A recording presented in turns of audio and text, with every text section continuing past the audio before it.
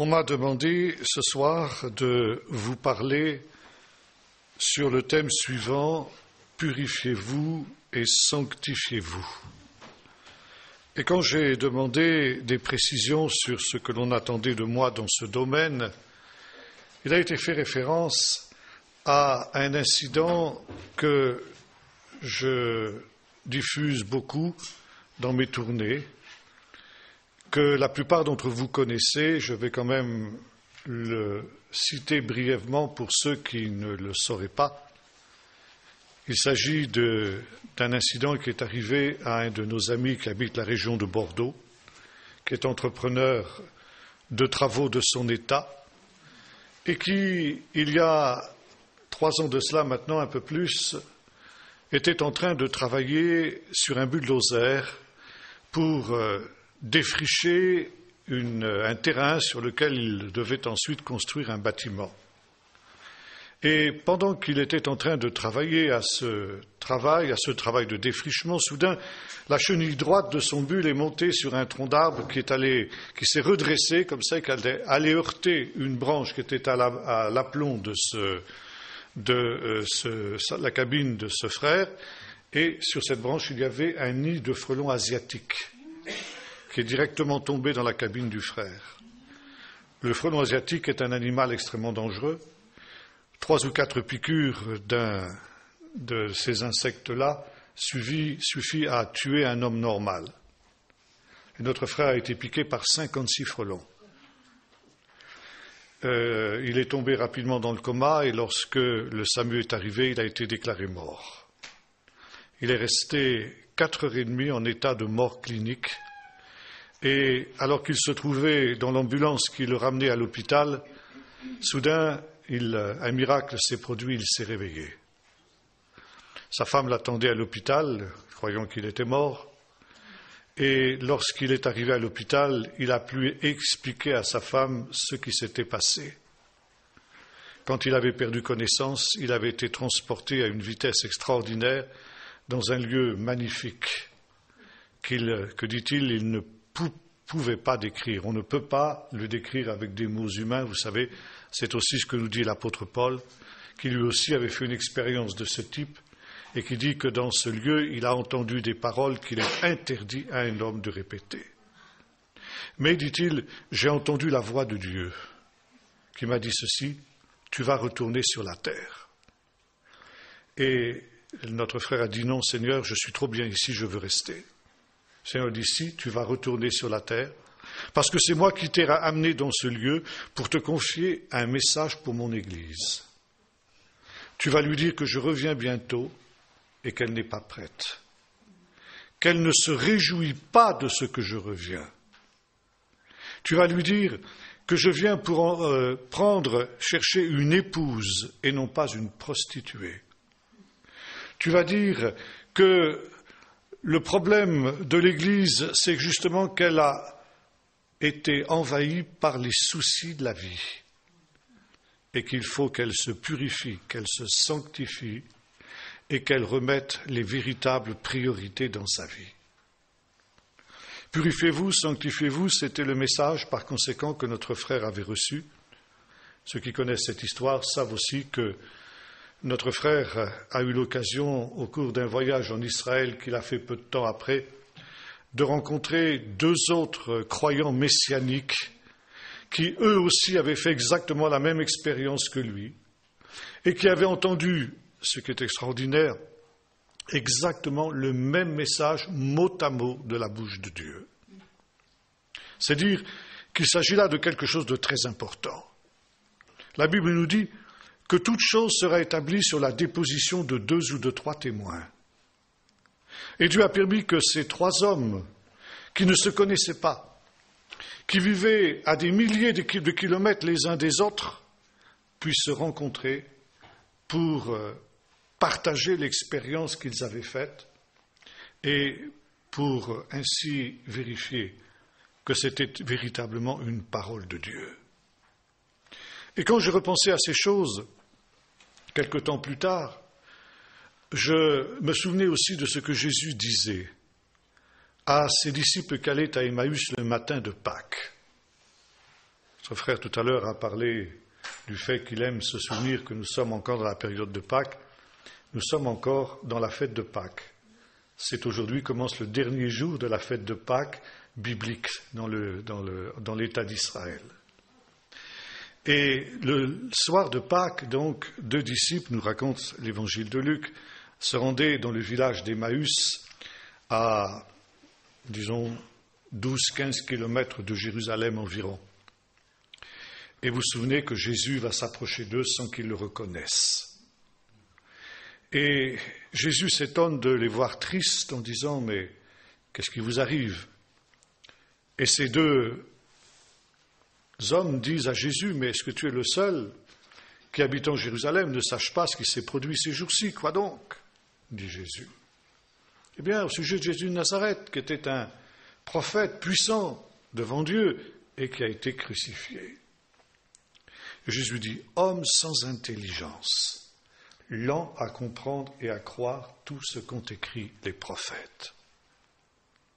Et je crois que cette parole que Jésus a adressée à ses disciples, il pourrait nous l'adresser à nous aujourd'hui, en 2012. Nous avons, comme le disait aussi Jésus, ou plus exactement dans une parabole de Jésus, Abraham, ou mauvais riche qui se trouvait en enfer, et qui demandait à Abraham d'envoyer Lazare pour avertir ses frères de ce qui se passait. Jésus disait, ils ont Moïse et les prophètes, qu'ils les écoutent. Et même si quelqu'un des morts ressuscité, s'ils ne croient pas Moïse et les prophètes, ils ne croiront pas non plus. Or, nous aussi, nous avons Moïse et les prophètes, qui sont là pour nous avertir des temps dans lesquels nous vivons. Cela devrait nous suffire.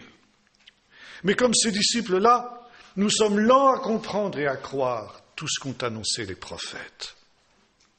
Et parce que nous sommes dans les derniers temps, Dieu, dans sa miséricorde, permet que des morts ressuscitent. Contrairement à ce que le mauvais riche avait souhaité, pour venir justement nous avertir que le temps est proche et que le Seigneur revient vite.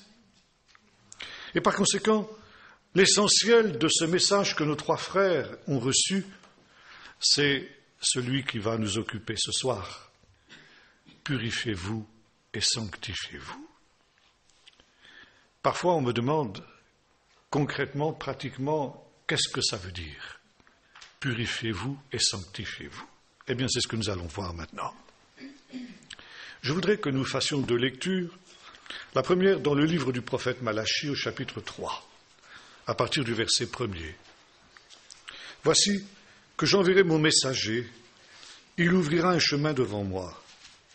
Et soudain entrera dans son temple le Seigneur que vous cherchez, et le messager de l'alliance que vous désirez, voici qu'il vient, dit l'Éternel des armées.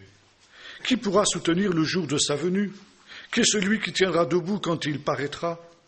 Car il sera comme le feu du fondeur, comme la potasse des blanchisseurs. Il siégera, tel celui qui fond et qui purifie l'argent. Il purifiera les fils de Lévi, il les épurera comme on épure l'or et l'argent, et ils seront pour l'Éternel ceux qui amènent l'offrande avec justice. Alors l'offrande de Juda et de Jérusalem sera agréable à l'Éternel, comme aux jours d'autrefois, comme aux années précédentes.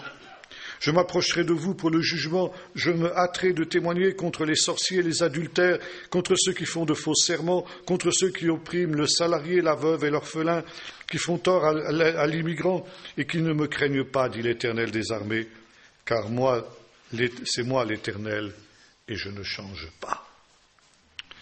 Un autre texte dans le livre du prophète Ésaïe au chapitre 6.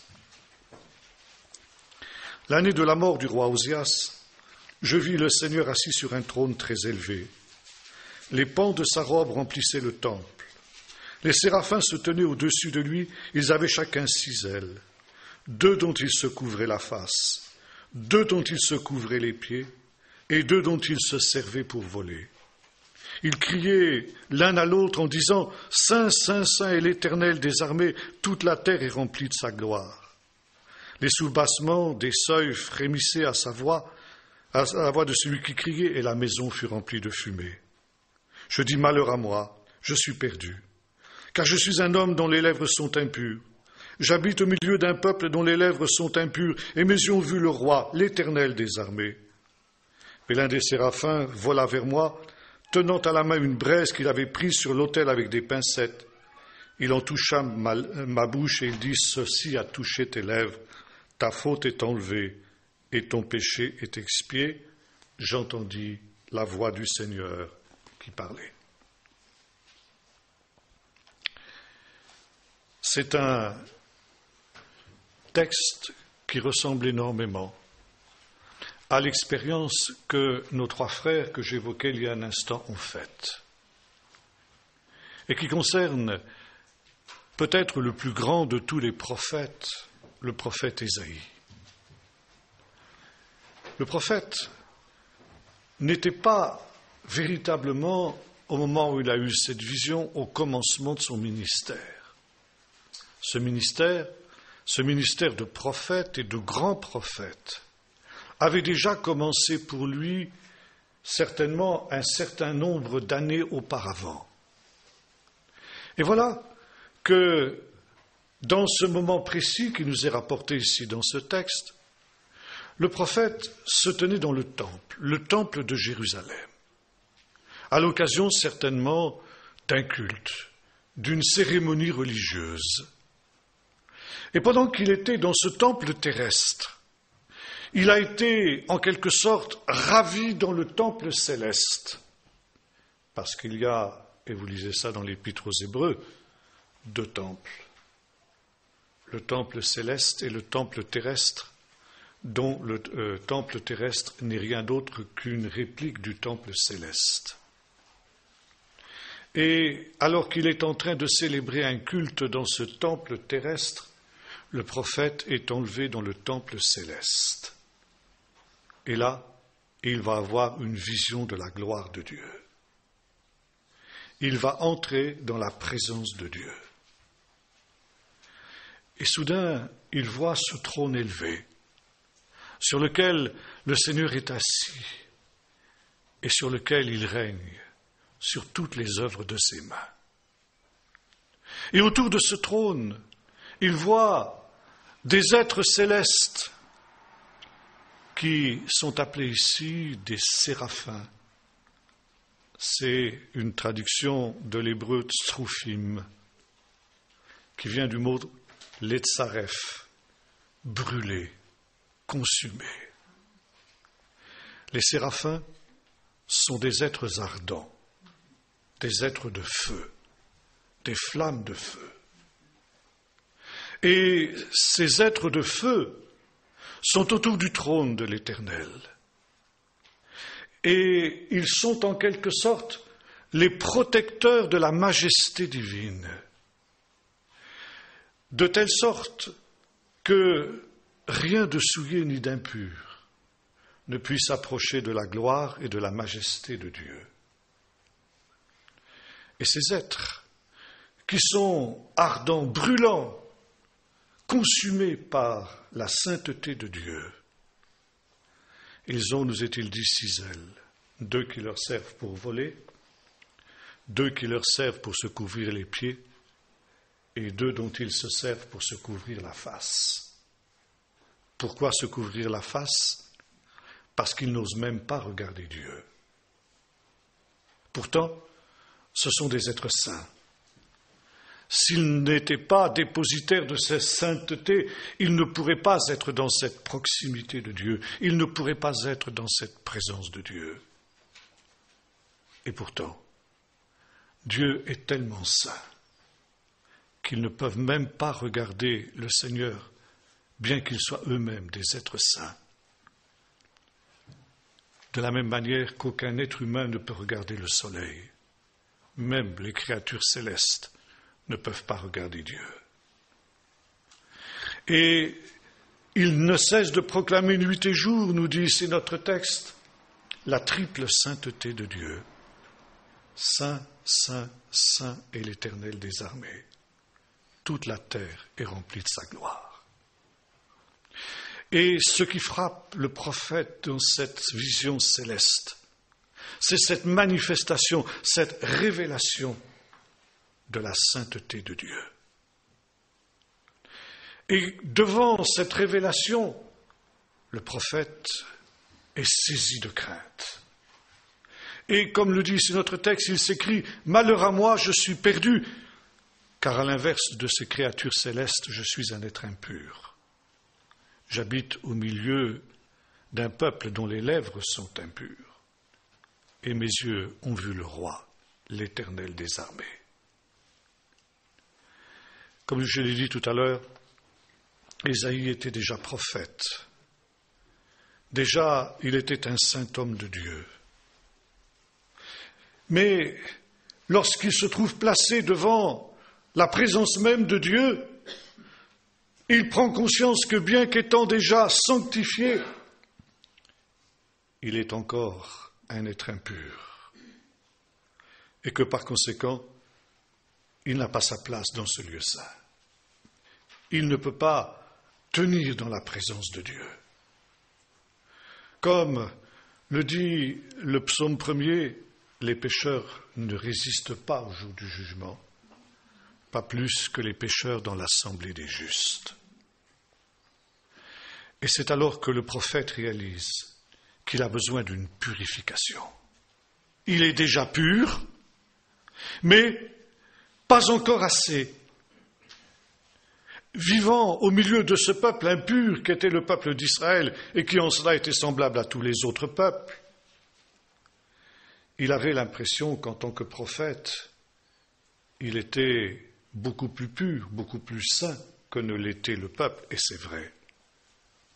Et en se comparant au reste du peuple, il n'était certainement pas mécontent de lui-même.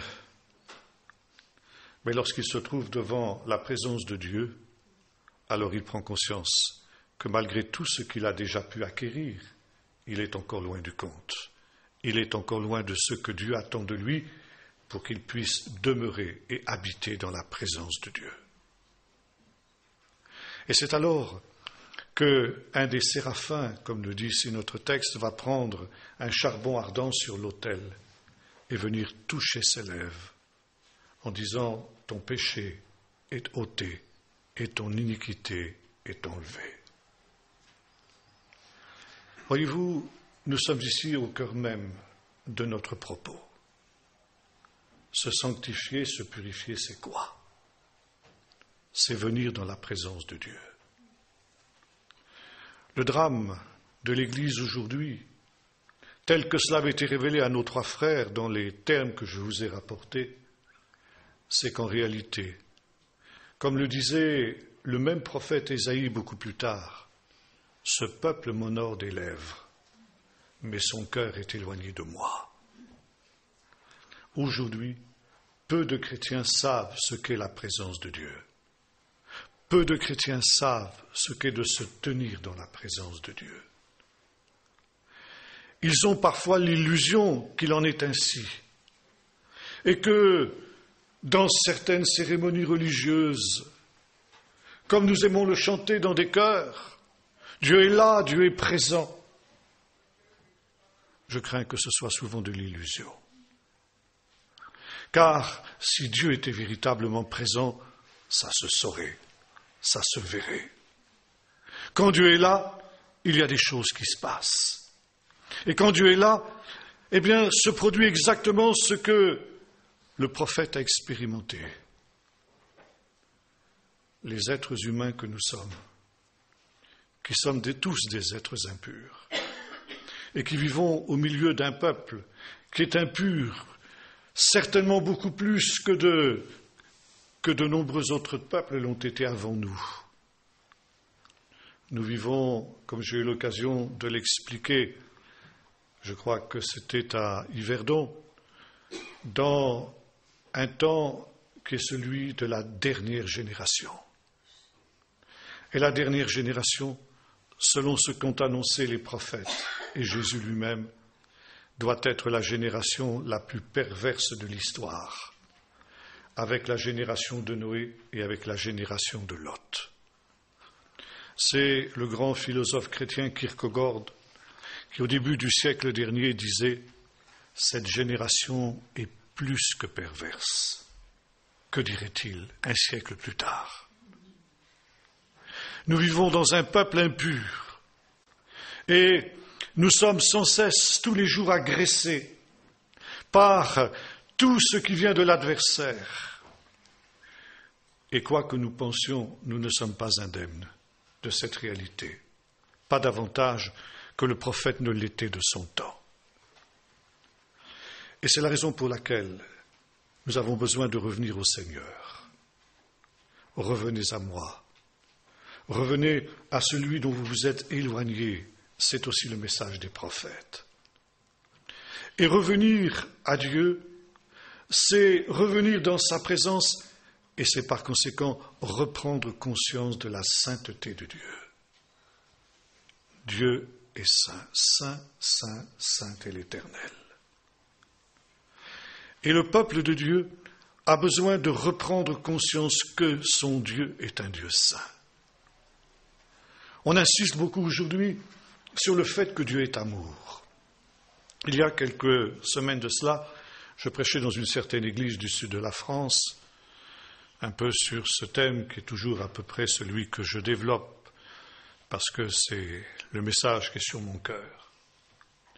Et après les quelques jours de retraite que j'avais fait dans cette église, me sont revenus des bruits selon lesquels certains de mes auditeurs étaient allés voir un ancien pour dire à peu près ceci: « Oh, monsieur Taubois, il exagère peut-être un peu quand même. Parce que Dieu n'est pas aussi sévère que ce qu'il dit. Dieu est amour, et ça finira bien toujours par s'arranger. » Si ces gens étaient venus me dire cela, je leur ai répondu: « Je l'espère pour vous. » Mais je n'en suis pas sûr. La Bible nous dit le contraire. Dieu est un Dieu saint. Et si même, comme je l'ai dit tout à l'heure, les anges de Dieu, les séraphins, ne se sentent pas à même de regarder Dieu en face à cause de cette sainteté, à combien plus forte raison, comme dira Job, l'homme pécheur qui avale l'iniquité comme de l'eau. Et c'est la raison pour laquelle nous avons besoin d'une purification. Nous avons besoin que le Seigneur agisse en ce qui nous concerne, comme il avait agi pour le prophète, et que l'ange de Dieu vienne nous purifier. Nous purifier parce que justement, si nous voulons nous tenir dans la parole de Dieu, si nous voulons nous tenir dans la présence de Dieu, nous n'aurons pas d'autre solution que de nous sanctifier, que de nous purifier. Nous l'avons dit tout à l'heure, le pécheur ne peut pas subsister dans la présence de Dieu. Et lorsque nous venons dans la présence de Dieu, soudain nous prenons conscience de cette impureté qui est attachée à nous.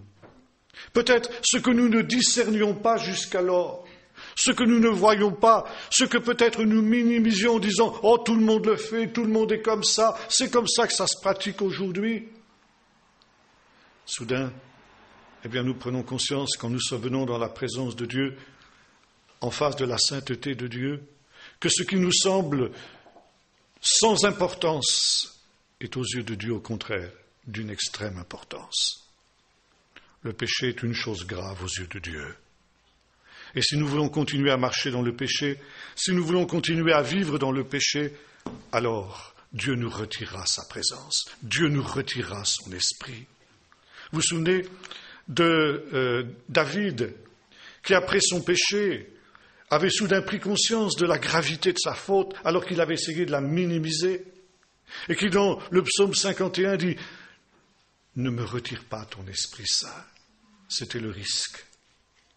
Ou David se sanctifiait, se repentait de son péché, mettait sa vie en ordre devant Dieu, ou bien Dieu lui aurait retiré son Esprit Saint et Dieu l'aurait rejeté. Comme disait un grand homme de Dieu du passé qui s'appelait Donald G., qui était un Britannique, et c'est pourquoi il avait cette expression, le Saint-Esprit est un gentleman. Et quand il se retire, il ne claque pas la porte. Il part sur la pointe des pieds. Et on ne se rend pas compte qu'il est parti. Et beaucoup aujourd'hui vivent dans l'illusion, s'imaginant que le Saint-Esprit est avec eux. Et comme le disait le Seigneur aime des églises de l'Apocalypse, en fait, je suis à la porte et je frappe. À la porte, ça veut dire dehors. Et aujourd'hui, nous nous trouvons dans ce temps où le peuple de Dieu n'est plus conscient même de la gravité du péché. Et le prophète, dans le livre du prophète Malachie aussi, rappelle une vérité essentielle. Je suis l'Éternel et je ne change pas. C'est quelque chose aujourd'hui qu'on a oublié. Nous étions tout à l'heure à nous entretenir avec un frère et j'évoquais ce verset. Dieu dit qu'il ne change pas. Et c'était le message central du réveil lorsque le réveil est venu au début du siècle dernier. Les premiers pionniers de ce réveil réaffirmaient que Dieu était le même, hier, aujourd'hui, éternellement, qu'il ne changeait pas, que ses promesses étaient les mêmes, que Dieu était capable de faire aujourd'hui ce qu'il avait fait autrefois, mais que ses exigences aussi n'avaient pas changé, elles étaient les mêmes. Et que si nous voulions voir la gloire de Dieu, il fallait nous soumettre aux exigences de Dieu. Aujourd'hui, le changement a été érigé en valeur dans notre société. Que dis-je en valeur? En idole. Les hommes politiques nous proposent constamment des changements.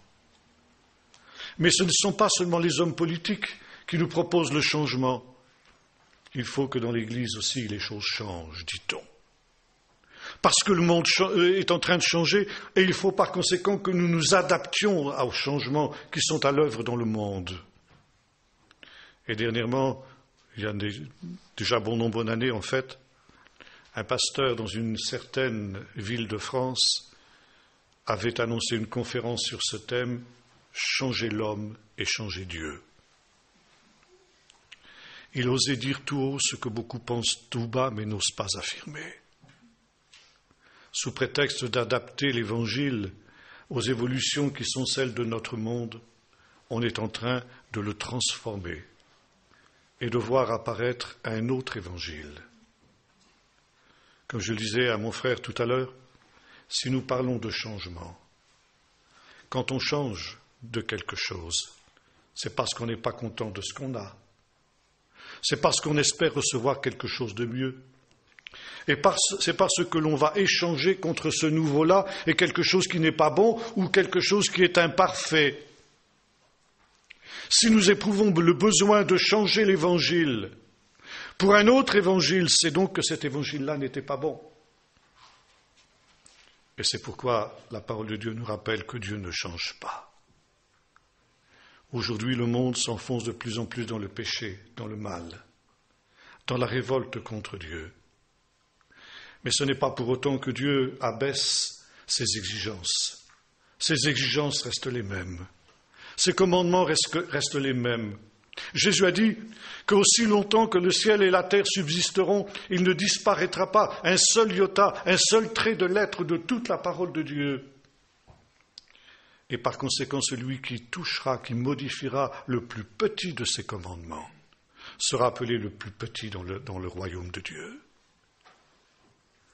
L'Éternel ne change pas, ses exigences et ses commandements ne changent pas. Dieu attend de nous le même standard moral, le même standard spirituel que celui qu'il attendait de nos pères. Et Dieu ne va pas accepter nos excuses en nous disant « Oui, mais je vivais dans une génération qui était impure », comme le dit ici le prophète. Il y a dans la parole de Dieu une comparaison qui est faite entre la dernière génération, cette génération perverse dont je parlais tout à l'heure, plus que perverse en citant Kierkegaard. Il y a un parallèle qui est fait avec la génération de Noé. Jésus dit, ce qui arriva au temps de Noé arrivera aussi au temps du Fils de l'homme. Et la génération de Noé était une génération perverse et corrompue.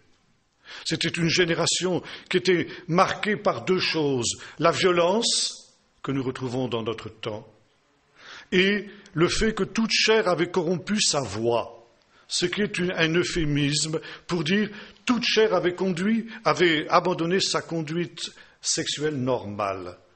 Et on était arrivé à l'homosexualité généralisée. On sera bientôt à ce stade-là dans notre société.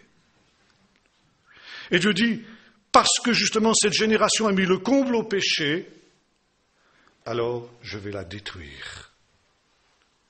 Mais Noé trouva grâce aux yeux de l'Éternel. Pourquoi? Dieu lui dit, parce que je t'ai vu juste dans ta génération. Les rabbins, les commentateurs juifs ont noté cette expression, juste dans ta génération. Qu'est-ce que ça voulait dire? Pourquoi le Saint-Esprit a-t-il souligné le fait que Noé était juste dans sa génération? Est-ce que dire « il est juste », ça ne suffit pas? Non. Parce que justement, la justice de Noé était un contraste absolu avec la dépravation des gens de son temps.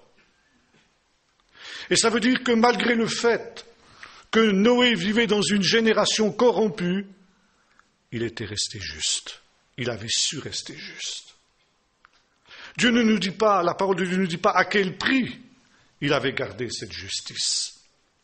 Mais le fait est qu'il ne s'était pas laissé gagner, qu'il ne s'était pas laissé influencer par cette iniquité au milieu de laquelle il vivait. Et les sages ont dit, le fait que l'on vive dans un environnement corrompu n'est jamais une excuse aux yeux de Dieu pour être à un niveau inférieur à ce qu'il attend de nous. Or, la génération de Noé était une génération aussi, et là je reviens à ce que disaient nos frères, qui était une génération qui mangeait, buvait, se mariait et mariait ses enfants. Et ce qui est très intéressant, c'est que quand Jésus évoque cette génération, il ne mentionne pas leur perversité, mais le fait qu'elle vivait dans l'insouciance. Manger, buvait, se marier, marier leurs enfants, ça veut dire continuer à mener la vie de tous les jours, bien qu'ils aient eu des avertissements. Noé les avait avertis. La construction de l'arche qui se prolongeait pendant un long temps était aussi un avertissement permanent pour ces gens-là. Et pourtant, ils n'avaient pas voulu se laisser avertir, ils n'avaient pas voulu changer leur mode de vie, ils avaient continué à vivre égoïstement pour eux-mêmes. Et commentant cette parole, Jésus déclare « Prenez donc garde à vous-mêmes, de peur que vos cœurs ne s'apesantissent par les excès du manger et du boire et par les soucis de la vie. » Et cette expression « souci de la vie » est très importante parce que justement elle a été relevée par le Seigneur dans le message qui a été communiqué à nos trois frères. Le Seigneur disait que le problème de cette génération, de notre génération, c'est que nous sommes absorbés par les soucis de la vie. Les soucis de la vie, c'est tout ce qui fait que nous ne mettons plus Dieu à la première place de nos vies. Il y a des choses tellement plus importantes aujourd'hui dans ce monde que de s'occuper des choses de Dieu. Il y a des choses tellement plus attrayantes, tellement plus agréables que d'assister à une réunion de prière, par exemple. Et beaucoup de chrétiens, de plus en plus, tels les chrétiens des églises historiques, ne sont prêts à abandonner la maison de Dieu pour un oui ou pour un non. Il y a quelques années de cela, avec notre organisation Keren, nous avons fait venir en France un frère pasteur palestinien de l'église de Bethléem. Et ce frère est pasteur d'une église qui connaît la persécution au sens propre du terme.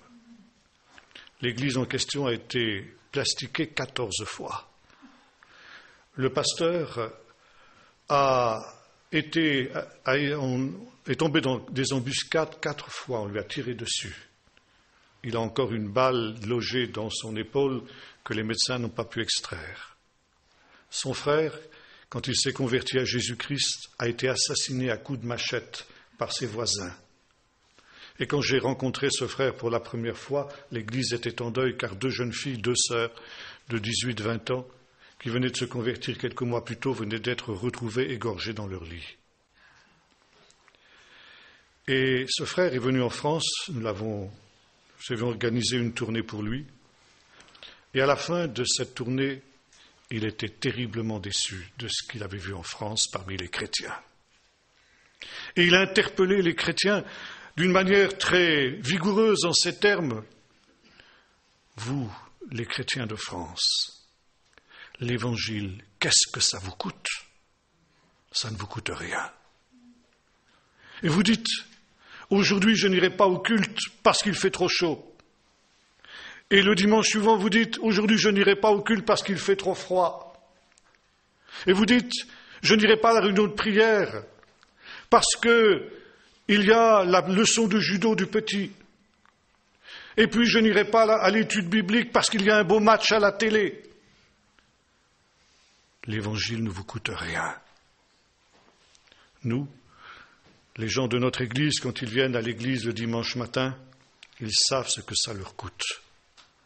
Parce qu'ils savent que quand ils viennent à l'église le matin, ils ne rentreront peut-être pas chez eux vivants.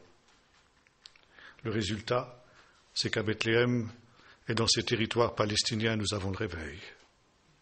Et vous, ici, c'est la mort. Sanctifiez-vous et purifiez-vous. Revenez dans la présence de Dieu. Reprendre conscience de la sainteté de Dieu. Le problème de l'Église aujourd'hui, c'est qu'elle a perdu le sens de la sainteté de Dieu. On a oublié que Dieu était un Dieu saint. Et on a oublié que pour pouvoir nous tenir dans la présence de Dieu, il faut nous sanctifier. La suite de notre texte nous dit ceci. Lorsque le charbon de l'ange a touché les lèvres du prophète, j'entendis la voix de Dieu qui parlait. Ça ne veut pas dire que Dieu ne parlait pas auparavant. Ça veut dire que simplement le prophète n'entendait pas Dieu qui parlait.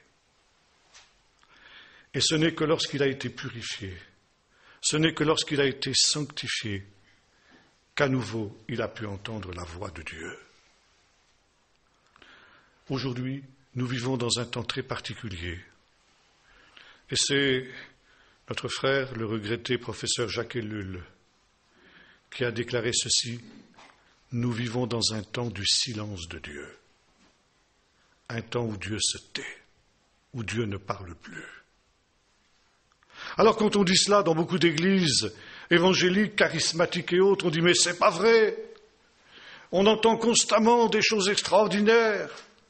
Comme disait un de nos frères à Emmanuel, celui qui a été piqué par les frelons, qui visitait une église. Quand il a eu donné son témoignage, celui que j'ai rapporté brièvement, le pasteur de cette église lui a dit « Oh, je ne crois pas ton histoire. Parce que tu sais, nous avons des plans pour évangéliser le monde entier pendant le XXIe siècle. Donc Jésus ne peut pas revenir avant la fin de ce siècle. D'ailleurs, nous avons eu des prophéties qui nous ont dit ça. » Dieu ne peut pas se contredire.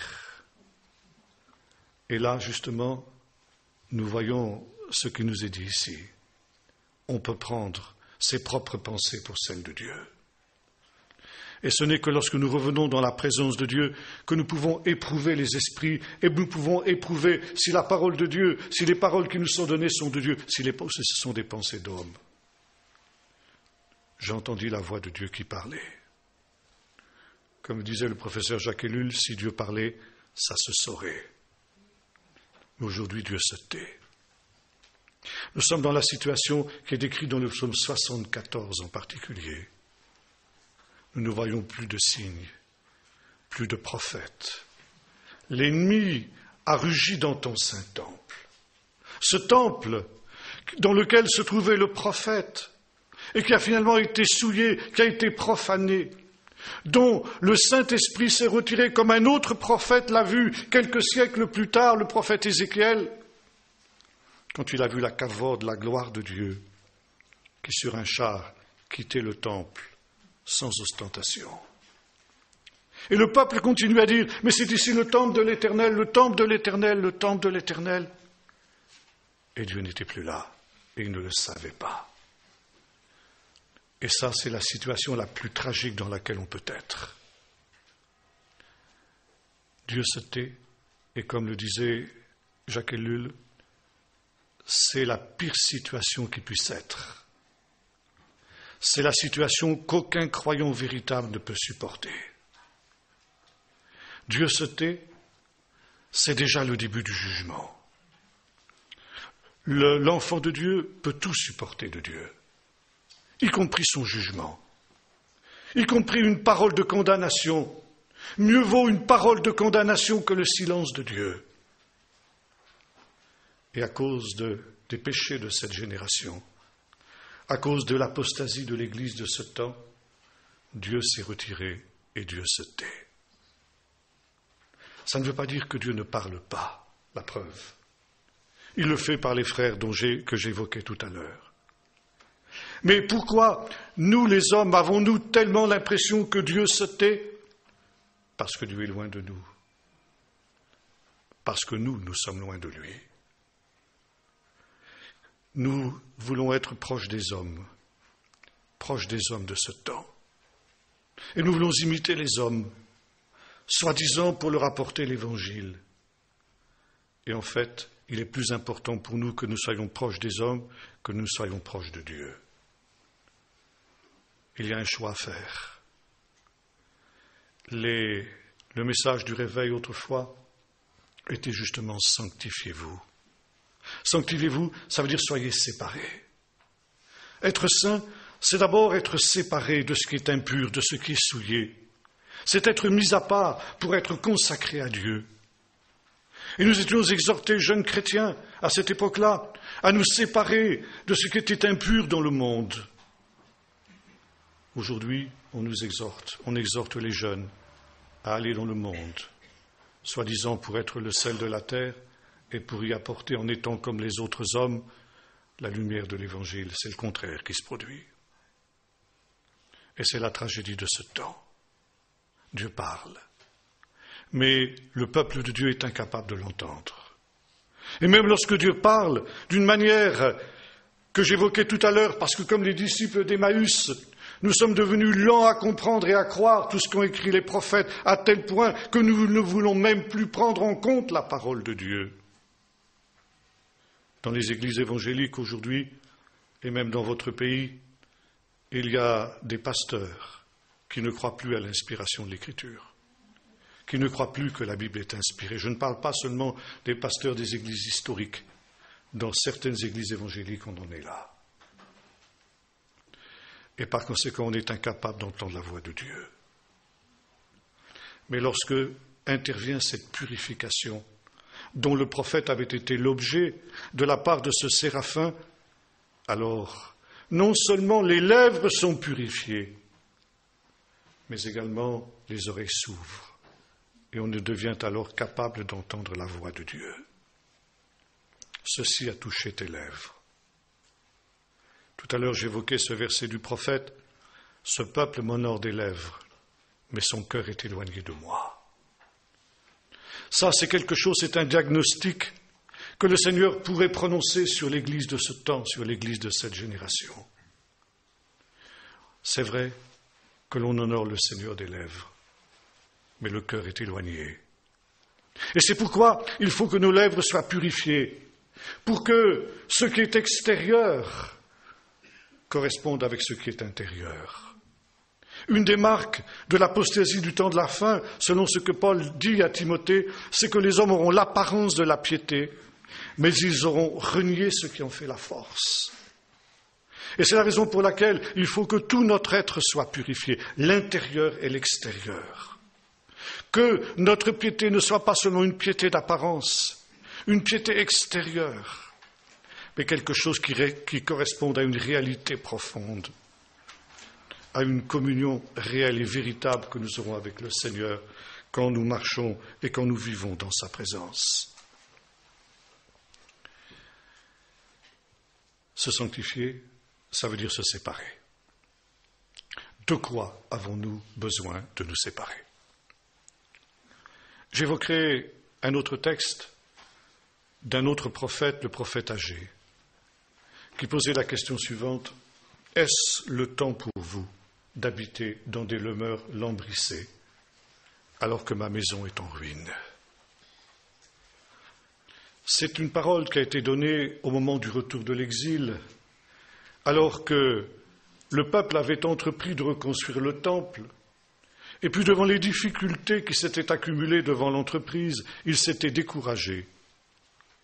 Et la construction du temple avait été abandonnée, et chacun avait construit sa propre maison, ça veut dire s'était occupé de ses propres affaires, délaissant la maison de Dieu, délaissant le service de Dieu, et notamment pour se construire des maisons luxueuses, des maisons lambrissées. Eh bien, nous sommes exactement dans cette situation de nos jours. Comme je le citais ces jours derniers, dans certaines églises où je passe, il n'y a même plus de personnes volontaires pour nettoyer le lieu de culte. Et certaines églises, et pas des moindres, parfois des églises de 200 ou 300 membres, sont obligées de payer un païen ou une païenne de l'extérieur pour venir nettoyer la salle de culte. Chacun s'affaire pour sa propre maison, et la maison de Dieu est abandonnée. J'étais dans un centre missionnaire il y a quelques jours de cela, et ce centre qui a envoyé des missionnaires un peu partout dans le monde me disait, le responsable de ce centre en tout cas me disait, aujourd'hui nous avons dû supprimer notre école de missionnaires parce qu'il n'y a plus de volontaires en France. Plus personne ne veut se consacrer pour partir en mission. Alors il y avait juste un couple de Brésiliens qui étaient en train de se former pour partir sur les champs missionnaires où les Français ne voulaient plus aller. Chacun s'affaire à sa propre maison, à ses propres affaires, à sa propre réussite. Et par conséquent, se désintéresse du royaume de Dieu. Et c'est la raison pour laquelle le peuple de Dieu n'attend pas que le Seigneur revienne. On est tellement bien ici, vous comprenez. Avec tous ces joujoux, ces gadgets électroniques, la télé, Internet, les téléphones portables, les jeux électroniques. Surtout, Seigneur, ne reviens pas trop vite pour venir mettre la pagaille dans ce beau paradis dans lequel nous sommes installés. Les vacances, l'idolâtrie des vacances, mille et une choses, qui sont ce que justement le Seigneur appelait les soucis de la vie. Les soucis de la vie qui ont pris la première place dans le cœur de nombreux chrétiens et qui font qu'ils ne se réjouissent pas que le Seigneur revienne et ils oublient la chose essentielle qui est de se préparer à la rencontre du Seigneur. Il y a un danger d'embourgeoisement spirituel, un danger d'installation dans ce monde. Et l'installation dans ce monde nous fait redescendre au niveau religieux, ce niveau qui est celui d'une piété d'apparence qu'évoquait l'apôtre Paul. Alors nous pouvons nous trouver dans la situation de cette église d'Éphèse que le Seigneur aussi reprenait dans les lettres aux églises de l'Apocalypse. Je connais tes œuvres, elles sont plus nombreuses que les premières. Mais j'ai une chose contre toi, c'est que tu as oublié l'essentiel, tu as abandonné ton premier amour. Peut-être qu'aujourd'hui, les églises ont davantage d'œuvres qu'autrefois. Quand on regarde les activités de certaines églises, c'est impressionnant. Il y a toutes sortes d'activités qui sont multipliées. Mais qu'en est-il de la communion véritable avec le Seigneur, de ce premier amour dont parlait justement le Seigneur? Se sanctifier, c'est aussi un autre élément extrêmement important qui n'est plus guère prêché dans beaucoup d'églises aujourd'hui, mourir à soi-même. Et cette mort à elle-même, elle est au centre de la prédication de Jésus. Si quelqu'un veut venir après moi, qu'il se charge de sa croix, qu'il renonce à lui-même et qu'il me suive. Celui qui voudra sauver sa vie la perdra. mais celui qui perdra sa vie la retrouvera. Et Jésus dit cela, entre autres, en relation avec son retour. À cause justement de cela, un sera pris, l'autre laissé. Ce sera celui justement qui aura voulu sauver sa vie, qui sera laissé sur place. Le temple, j'ai parlé tout à l'heure du temple, c'est bien sûr le temple céleste, puisque le temple terrestre n'existe plus. Mais il existe un autre temple, l'Église, qui est le temple du Saint-Esprit, qui est composé non pas de pierres mortes, mais de pierres vivantes. Et de la même manière qu'au centre du temple, au centre du culte du temple, il y avait le sacrifice.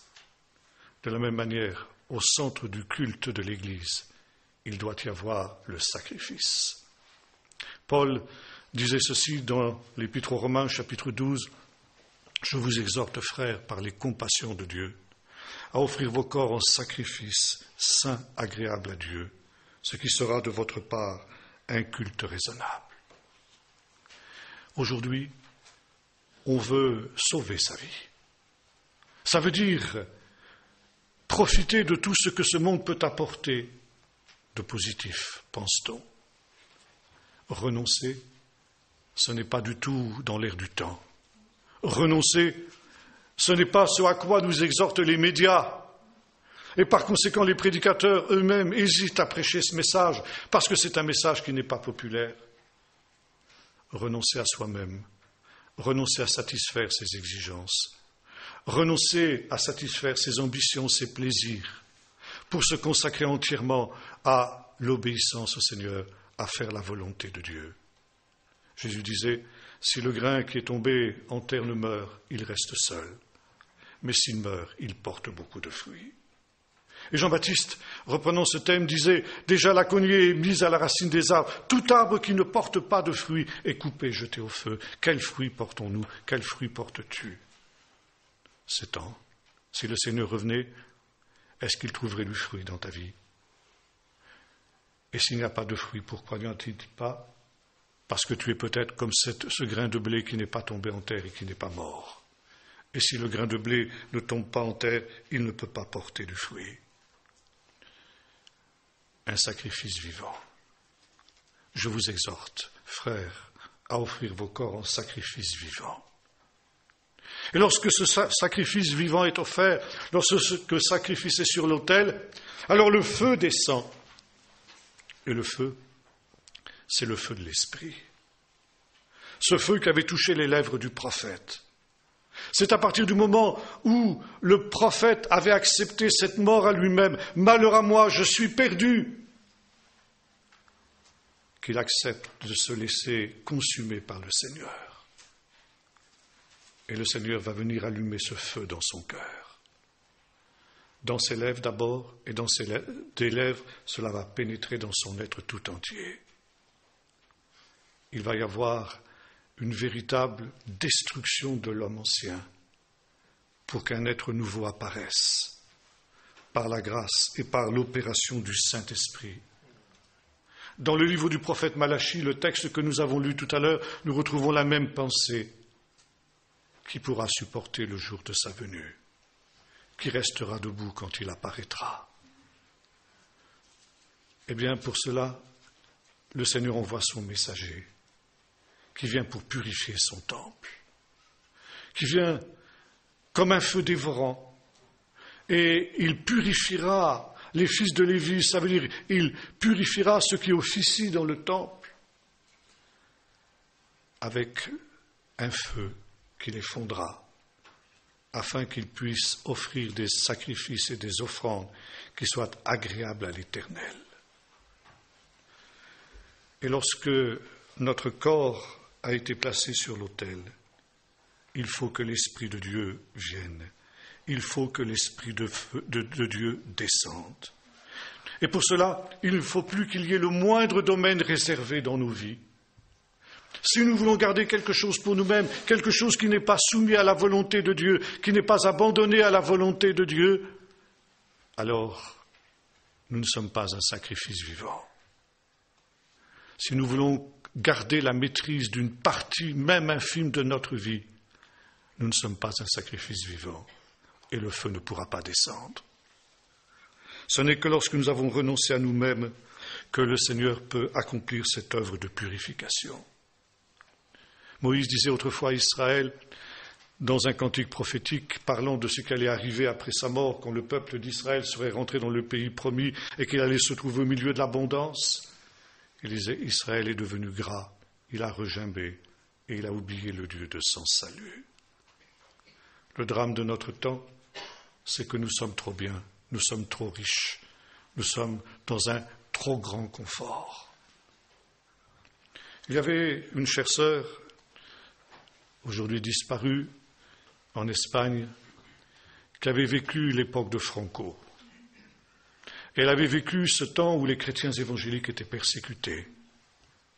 Et puis, lorsque Franco était mort, dans les années 70, en Espagne, il y avait eu un changement de régime. Et la liberté religieuse s'était instaurée. Et soudain, il y avait eu un essor important des églises évangéliques. Et quelques années plus tard, je rencontrais cette sœur et je parlais avec elle et nous nous entretenions de cette évolution du monde évangélique en Espagne. Elle nous disait oui, c'est vrai, il y a davantage de chrétiens qu'il y en avait à l'époque de Franco, mais c'est plus pareil. Il n'y a plus la ferveur, il n'y a plus le feu qu'il y avait à cette époque-là.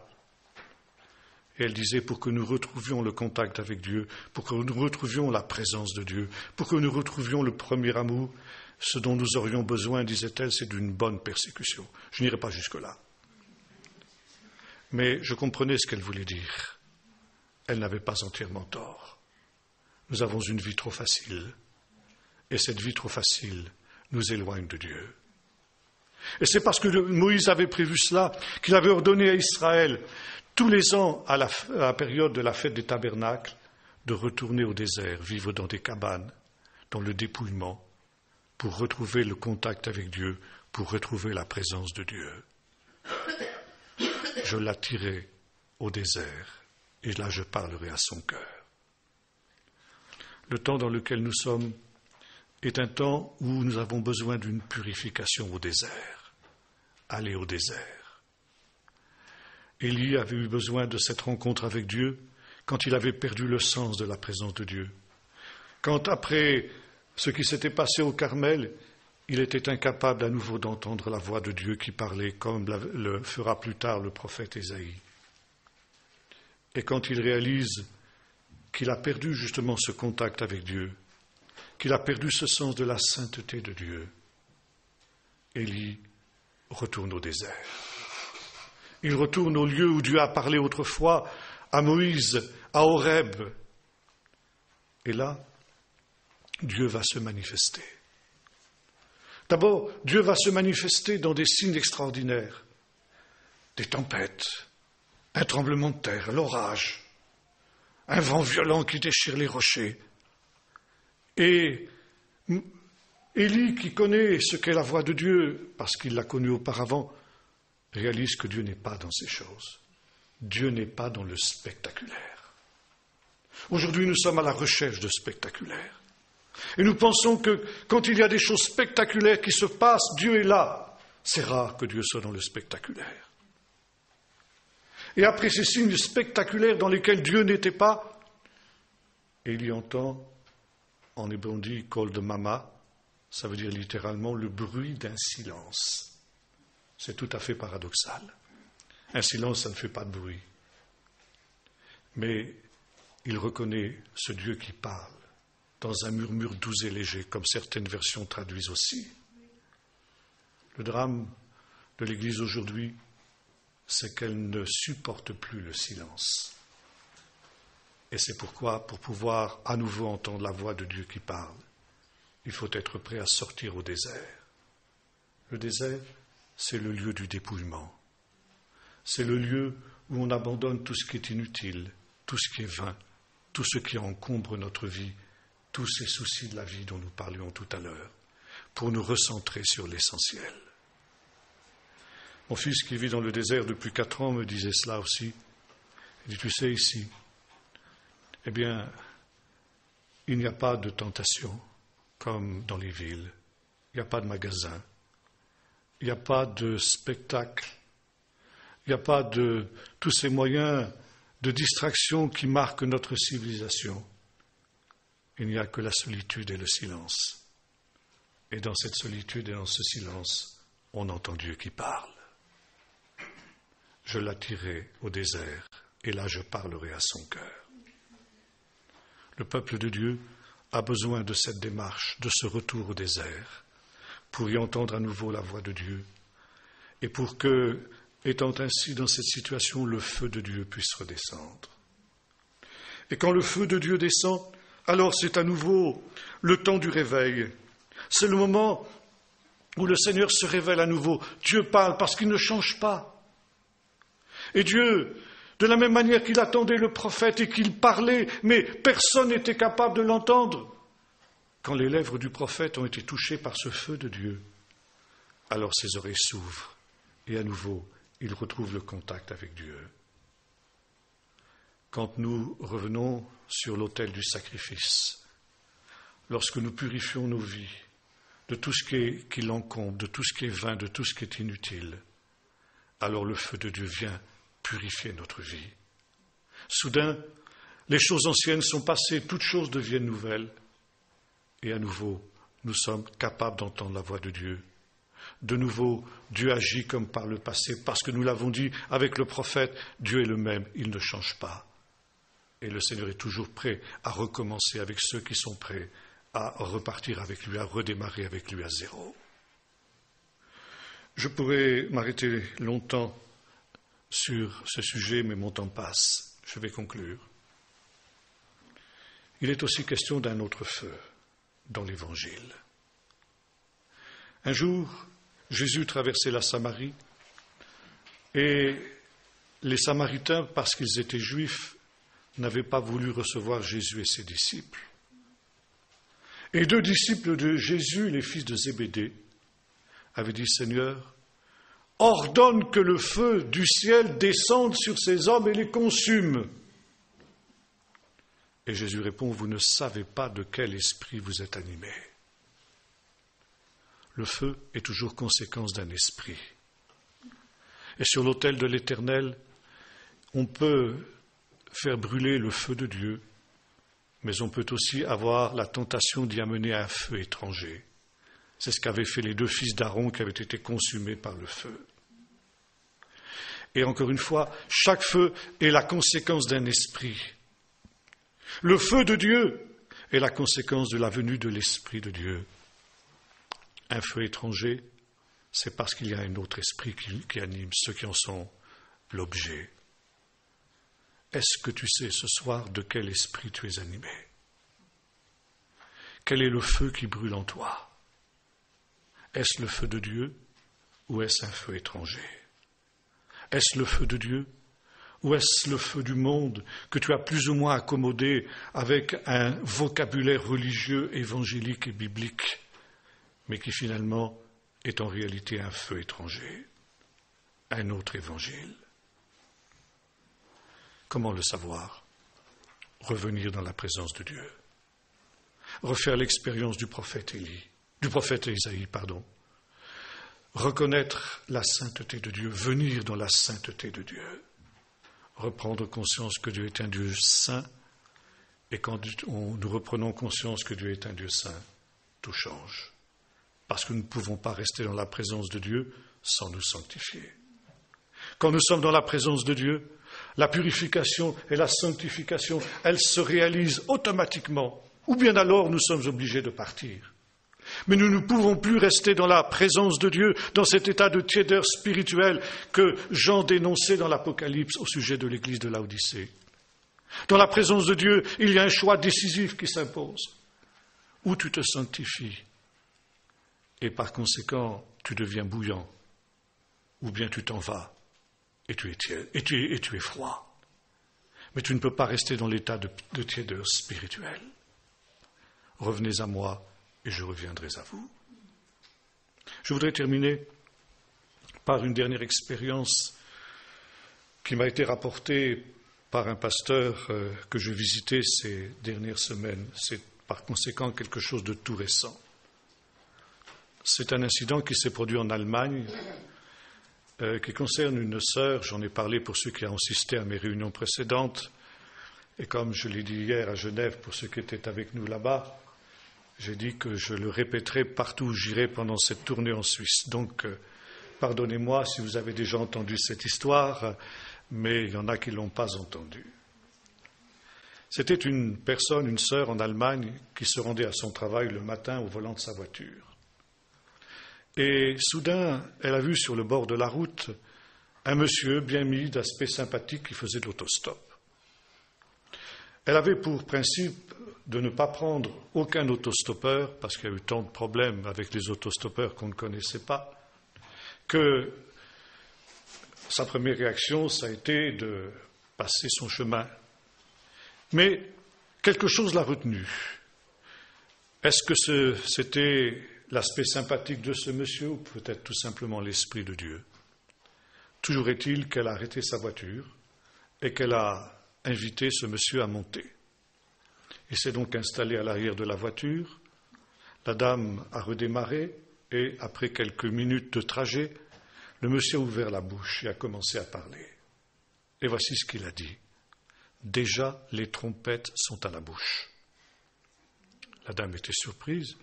Elle dit quoi? Qu'est-ce que vous avez dit? Et le monsieur répète une deuxième fois. Déjà, les trompettes sont à la bouche. Alors la dame est de plus en plus intriguée. Elle dit, mais monsieur, mais expliquez-vous, qu'est-ce que vous voulez dire? Je ne comprends pas. Et une troisième fois, le monsieur, avec un ton grave et solennel, lui dit, déjà, les trompettes sont à la bouche. La dame était tellement impressionnée qu'elle s'est retournée pour regarder son interlocuteur. Et derrière, il n'y avait plus personne. Le personnage avait mystérieusement disparu.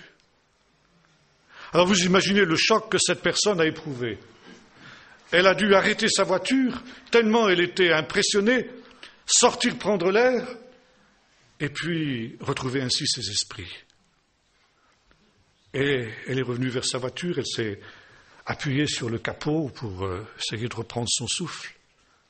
Et c'est alors que deux gendarmes à motocyclette, sont passés.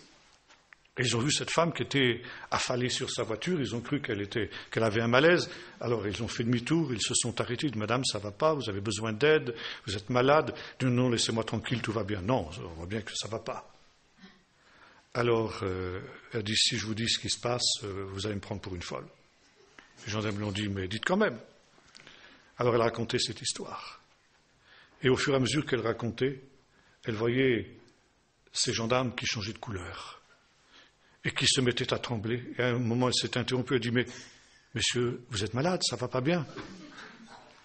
Et les gendarmes ont dit « Madame, vous êtes la 6e personne qui nous dit ça ce matin. Déjà, les trompettes sont à la bouche. » Et voyez-vous, cette expérience vient renforcer celle des 3 frères que j'ai évoqués au début de mon propos.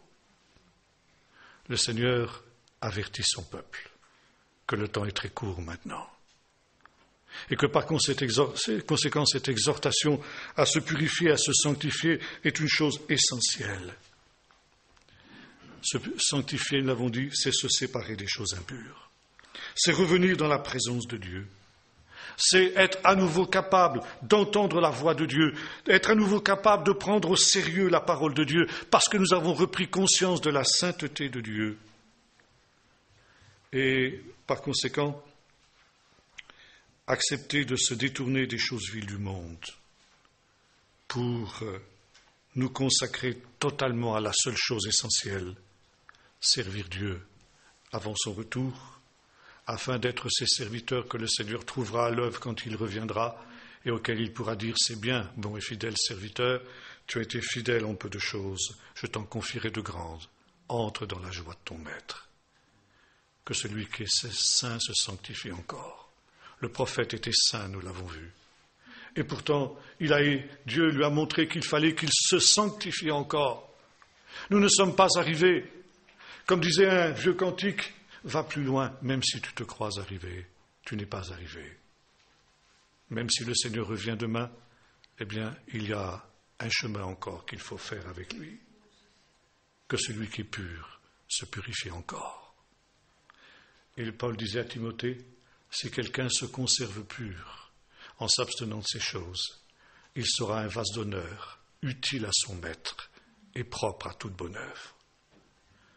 Être un vase d'honneur qui aura sa place dans la Jérusalem céleste, dans le temple céleste. Parce que, comme nous disions tout à l'heure avec cette parabole de Jésus, ayant été fidèle ici-bas dans les moindres choses, le Seigneur, dans la gloire, nous en confiera de grandes. Saint, Saint, Saint est l'Éternel des armées. Toute la terre est remplie de sa gloire. Prions maintenant. Seigneur notre Dieu, nous voulons ce soir prendre au sérieux d'abord ce qu'ont écrit Moïse, les prophètes, Jésus et les apôtres. Seigneur, cela devrait nous suffire si nous n'étions pas devenus nous aussi lents à comprendre et à croire tout ce qu'ont annoncé les prophètes. Et nous humilions, Seigneur, je m'humilie pour ma part de cette incrédulité qui est la nôtre. Parce que comme le prophète, nous vivons dans un milieu incrédule et pervers, une génération incrédule et perverse, une génération impure. Et comme le prophète, Seigneur, venant dans ta présence, nous voulons dire malheur à moi, parce que moi aussi, je suis marqué par cette impureté. Mais Seigneur, nous voulons revenir à toi ce soir de tout notre cœur. Nous voulons revenir dans ta présence. Nous voulons revenir dans ton saint temple. Et là, Seigneur, au risque d'être consumés par ta majesté, au risque d'être consumés par ta sainteté, nous voulons, Seigneur, nous offrir à toi en sacrifice vivant et saint. Et même si tu devais nous consumer, Seigneur, que le feu de ton esprit descende et purifie ce qui a besoin de l'être dans nos cœurs et dans nos vies. Que, Seigneur, nous acceptions dans la joie de nous séparer, Seigneur, de tout ce qui n'est pas de toi et tout ce que tu vas nous révéler dans ta présence. Pour que, Seigneur, nous, revenant dans ce désert, nous apprenions à nous dépouiller de toutes les choses vaines, de tous les soucis de la vie, et que nous nous recentrions sur l'essentiel. Chercher premièrement le royaume de Dieu et sa justice, sachant que pour tout le reste, tu nous donneras ce dont nous avons besoin, car tu sais ce dont nous avons besoin et tu ne nous laisseras manquer de rien. Seigneur, permets que nous purifions, nous soyons ce vase d'honneur, utile à son maître et propre à toute bonne œuvre, et qu'ainsi, Seigneur, nous puissions être dans ce temple céleste, ces vases par lesquels tu pourras te glorifier pour l'éternité, au nom de Jésus. Amen.